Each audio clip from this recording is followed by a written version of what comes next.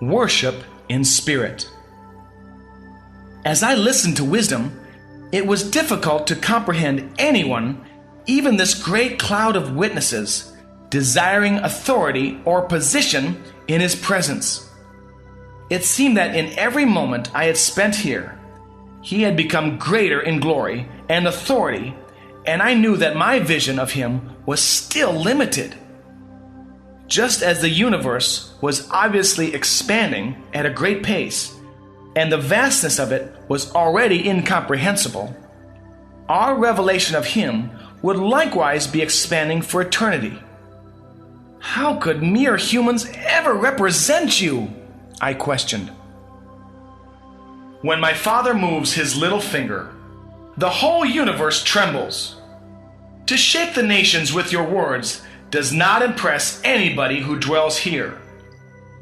But when even the least of my brethren on earth shows love, it brings joy to my Father's heart. When even the most humble church sings to my Father with true love in their hearts, he silences all of heaven to listen to them. He knows that one cannot help but worship when they are beholding his glory here. But when those who are living in such darkness and difficulty sing with true hearts to him, it touches him more than all the myriads of heaven can. Many times the broken notes from earth caused all of heaven to weep with joy as they beheld my Father being touched. A few holy ones struggling to express their admiration for him has many times caused him to weep. Every time I see my brethren touch him with true worship, it makes the pain and grief I knew on the cross seem like a small price to pay. Nothing brings me more joy than when you worship my Father. I went to the cross so that you could worship him through me. It is in this worship that you, the Father, and I are all one. Of all that I had yet experienced, the emotion coming from the Lord, as he told me this, was greater than I had ever experienced. He was not weeping or laughing. His voice was steady, but what he was telling me about worship came from such depths within him that it was almost more than I could take. I knew that I was hearing the deepest love of the Son of God, to see his Father's joy. True worship from the embattled, struggling believers on earth could do this like nothing else could. For the first time, I now badly wanted to leave that place, even with all of its glory, just to get into the most dreary little service on earth. I was overwhelmed by the fact that we could actually touch the Father. One person who worshiped him from earth during these dark times meant more to the Father than the millions and millions who worshiped him in heaven. From earth, we could touch his heart at this time like we might never be able to do again. I was so overtaken by this that I did not even realize I had fallen prostrate.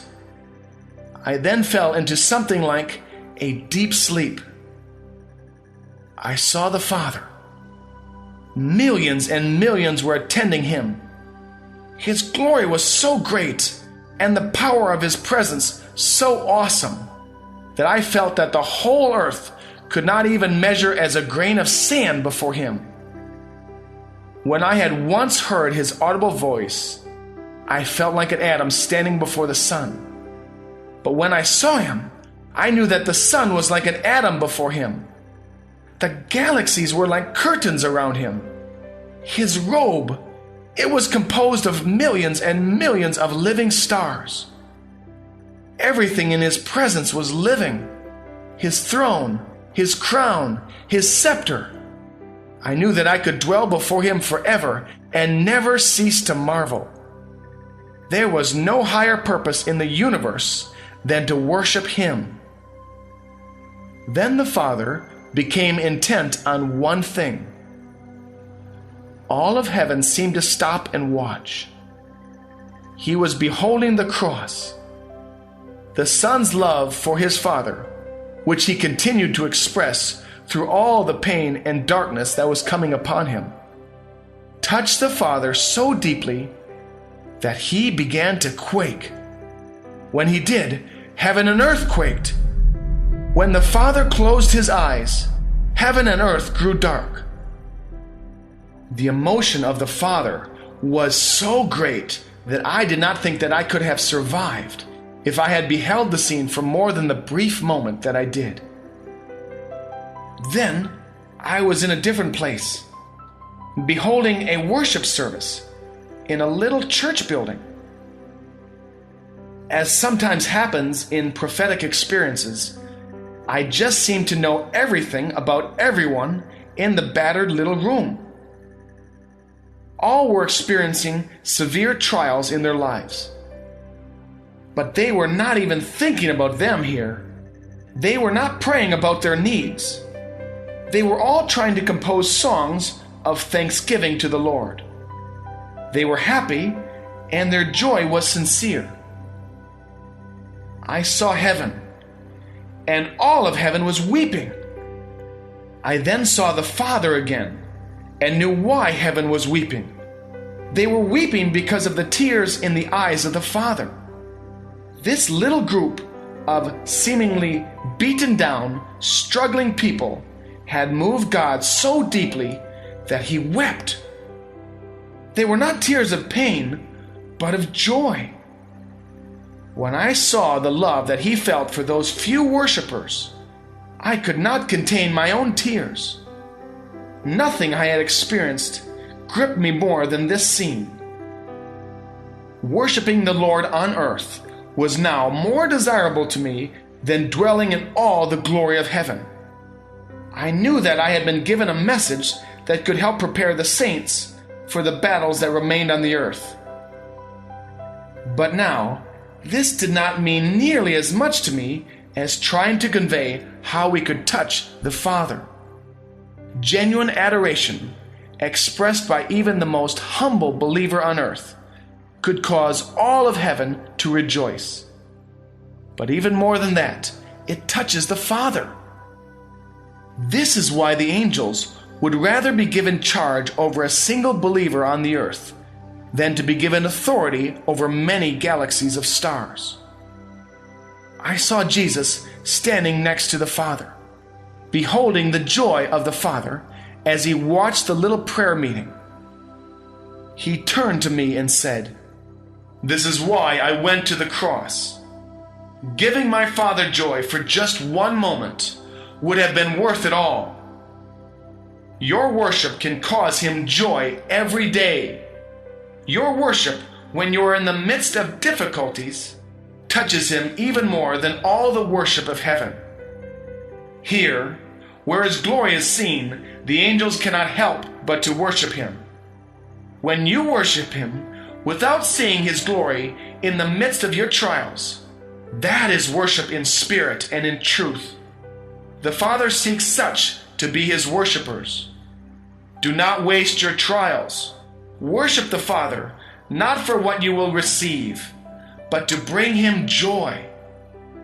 You will never be stronger than when you bring him joy, for the joy of the Lord is your strength." Then I was standing beside Wisdom again. He did not speak for a long time, but I did not need words. I needed to let what I had just seen saturate my soul.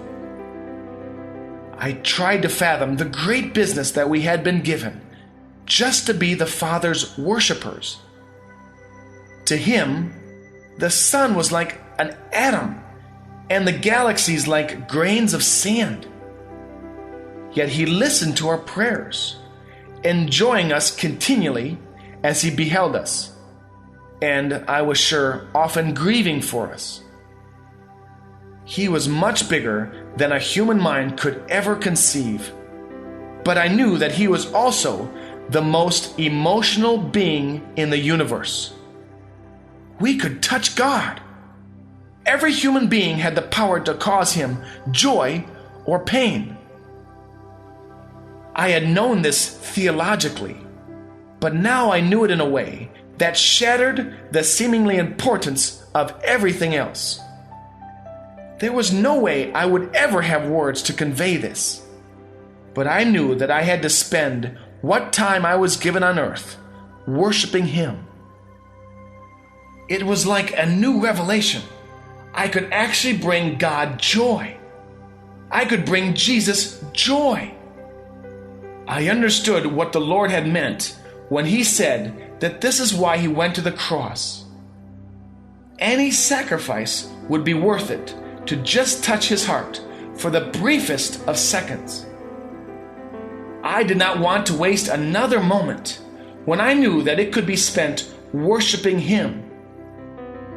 It was also obvious that the greater the trials or darkness from which the worship came, the more it touched Him. It made me want to receive trials so that I could worship Him through them. At the same time, I felt like Job when he said that although he previously had known Him by the hearing of the ears, when he saw Him, he repented in dust and ashes.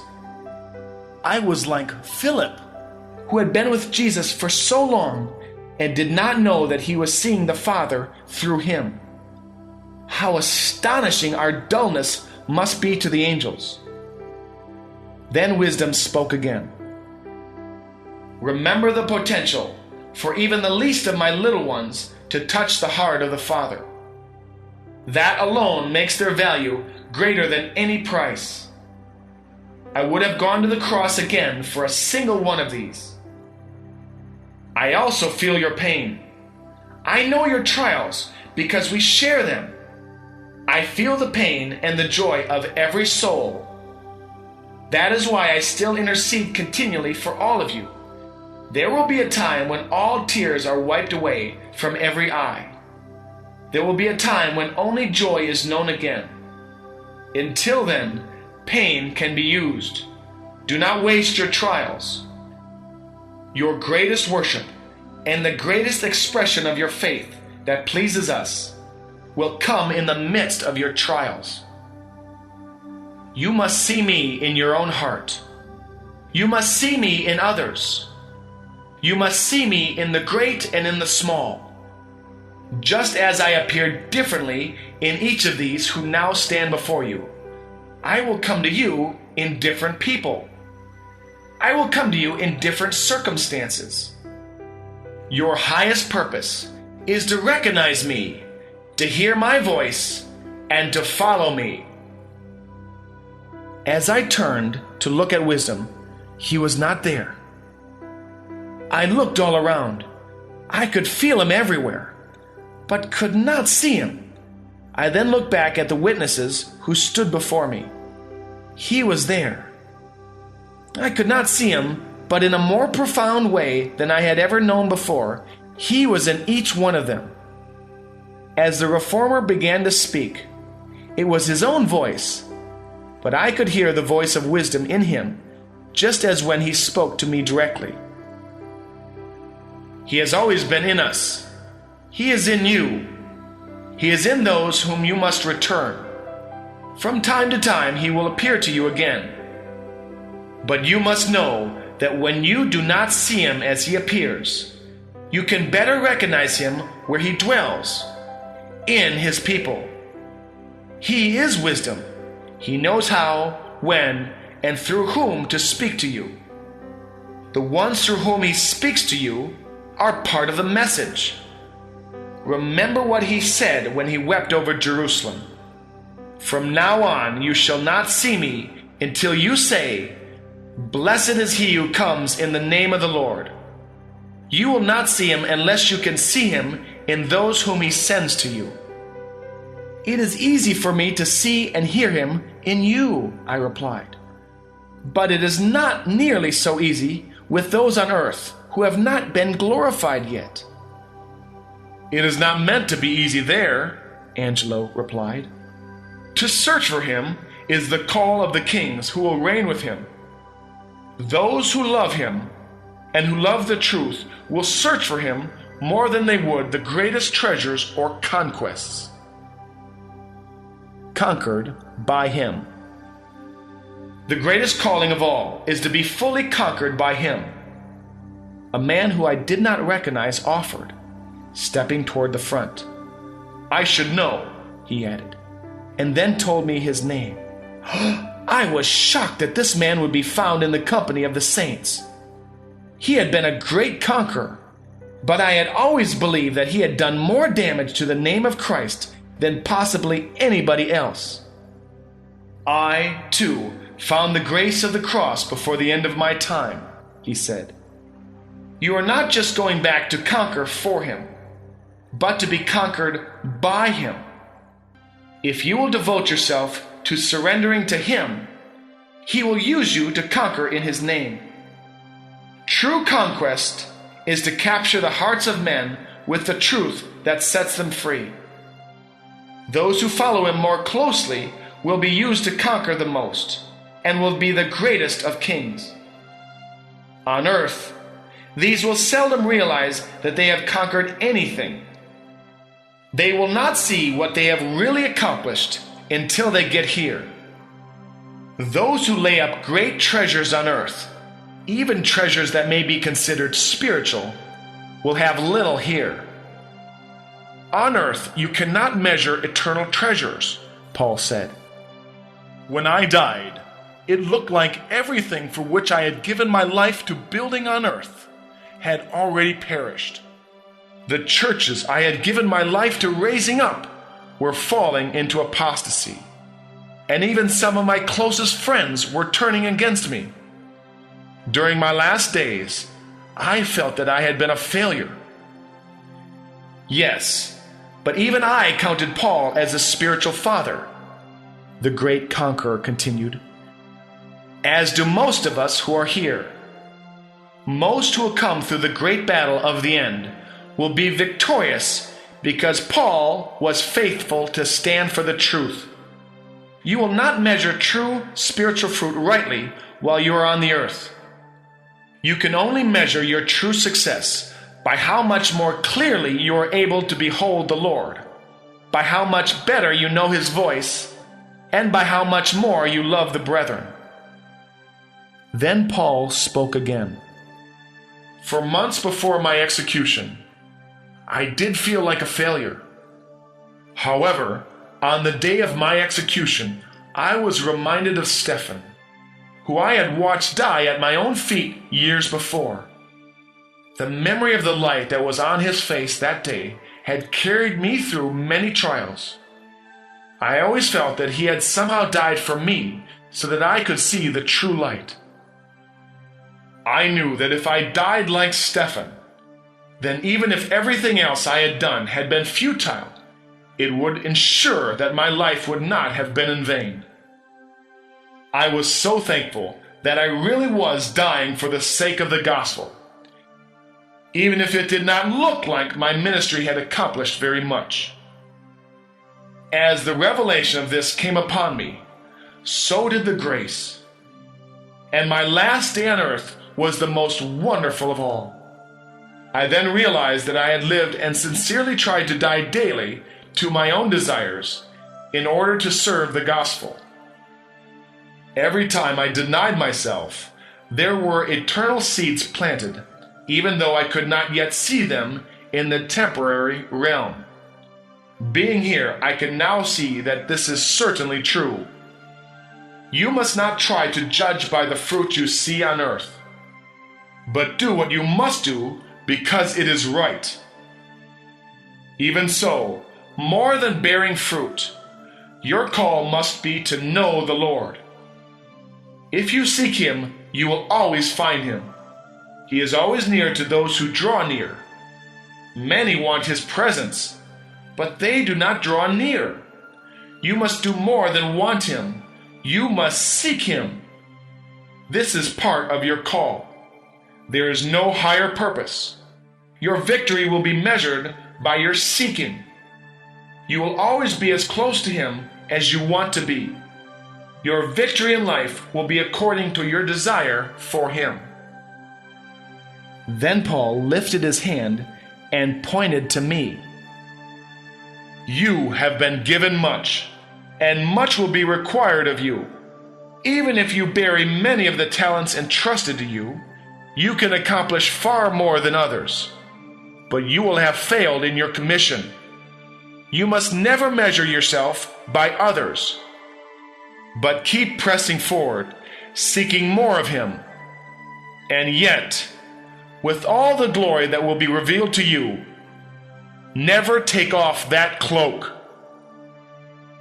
Sowing and reaping. I looked down at the cloak of humility to which he was pointing to. In all that glory that I was now seeing, its drabness seemed multiplied. I was appalled that I looked so bad standing in their presence. I drew it back to see the armor under it, which was now more brilliant than I had seen it before. It was so brilliant that the more I uncovered it, the more the group in front of me faded because of its brightness. However, I was feeling far less embarrassed with the brightness of my armor shining out. I then decided to take the cloak all the way off, so that I would at least not feel so repulsive in the presence of so much glory. There was a silence, and I stood quietly for a few moments. I was unable to see anything because of the brightness of my own armor. I did not understand why I could not hear anything either. I then called out for wisdom. "Put your cloak back on," I heard him reply. I did as he said and began to dimly see the outline of the great hall again. "Lord, what happened to everyone?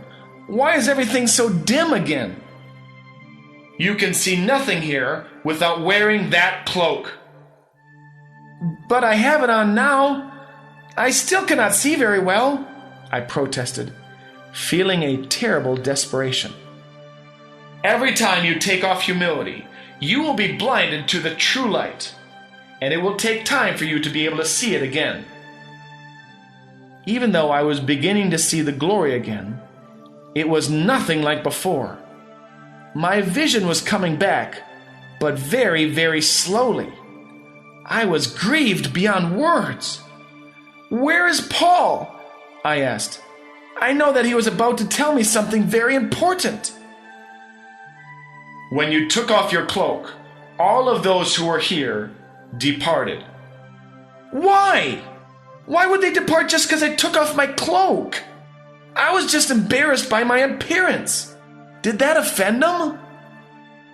"No, they were not offended. They knew that you could not see or hear me through them without the cloak. So they returned to their places." I was more grieved than ever at this statement. "Lord, I know that what they were about to say to me was very important. Will they return?" "It is true that you missed an important revelation by taking off your cloak. It would have helped you. But if you learn the lesson not to ever take off the cloak again, especially for the reason that you just did, you will have learned another important lesson." "Lord, I think that I have learned that lesson. I do not remember ever feeling this bad. Can they not come back now and share what they had for me?" I begged. "All truth and all wisdom come from me. I speak through people because the people I speak through are part of the message. While you remained humble enough to keep your cloak on, I could speak to you in glory. Whenever you take off that cloak, you become spiritually blind and deaf. I will always speak to you if you call on me, but I must change the way I speak to you. I do not do this to punish you, but to help you receive your vision back more quickly. I will give you the message that I was going to give you through these witnesses, but it must now be given through your enemies. It will come with trials, and you will have to bow very low to receive it. This is the only way that you will get your vision back as quickly as you need it. For what is coming, you must be able to see." Brokenness. The grief I felt was almost unbearable. I knew that what I could have received in such a glorious way was now going to come through great trials. But even worse than that was the fact that the great glory which I had beheld just a few minutes before was now so dim. Lord, I'm so sorry for what I did. I now know how wrong it was. The pain of this mistake is too much to bear. Is there no way I can just be forgiven and receive my vision back? It does not seem right that one brief moment of pride should be this devastating, I pleaded. You are forgiven. Nothing is being done to you for punishment. I paid the price for this sin and all others. You live by my grace. This is not because of the law of righteousness. It is because of my grace that there are consequences for sin. You must reap what you sow, or I could not trust you with my authority. When Satan took his first steps into self-seeking and pride, multitudes of my angels, who I had entrusted to his authority, followed him. When Adam fell, multitudes would suffer. For those to whom I give such authority, there is a corresponding responsibility. There could be no true authority without responsibility. Responsibility does mean that others will suffer if you go astray. Mistakes have consequences. The more authority that you are given, the more that you can either help or hurt others by your actions. To remove the consequences of your actions would be to remove true authority. You are part of the new creation that is much higher than the first creation. Those who are called to rule with me are given the greatest responsibility of all. They are called to a position higher than Satan held. He was a great angel, but he was not a son. You are called to be joint heirs with me. Your whole life, both the trials and the revelations, are all for the purpose of teaching you the responsibility of authority. For every lesson that you must learn, there is an easy way or a more difficult way. You can humble yourself, fall on the rock and be broken, or the rock will fall on you and crush you into powder. Either way, the final result will be brokenness, which is humility. Pride caused the first fall from grace, and it has caused most of the falls since. Pride always results in tragedy, darkness, and suffering. It is for your sake and for those whom you are called to serve by having authority over that I will not compromise the discipline you must learn by reaping what you sow. Adonijah boasted that his father, King David, did not discipline him. Solomon complained that he could not get away with anything without his father's discipline. Although Solomon thought that he was not being treated fairly, David was not being unfair. He knew that Solomon was called to be a king. Those who receive the most discipline are those who are called to walk in greater authority. You were blinded because you stepped out of humility and began to move in pride. The humble cannot be embarrassed.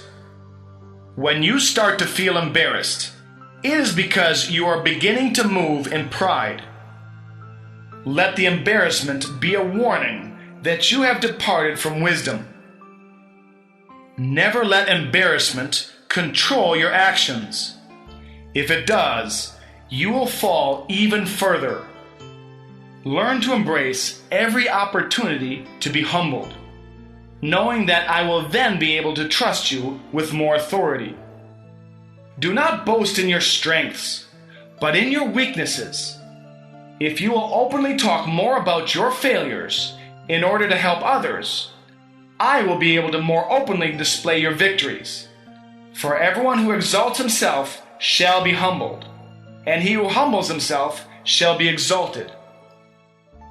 I knew that everything he said was true.